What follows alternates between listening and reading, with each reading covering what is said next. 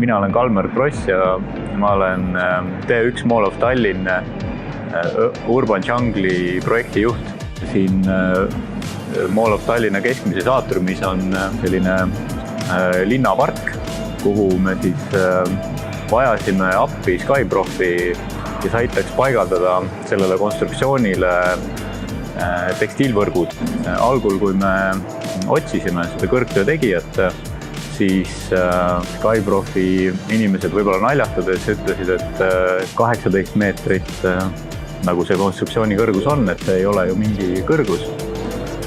Aga siiski me saime kaubale ja Skyprof tuli meil appi.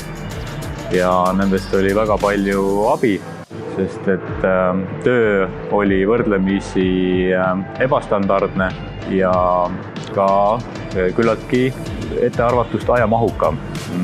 Skyprof oli väga professionaalne, nad leidsid kiiresti lisatööjõudu ja kõik sai õigeaegselt valmis. Nii et Skyprofiga oli väga meeldiv koostööd teha.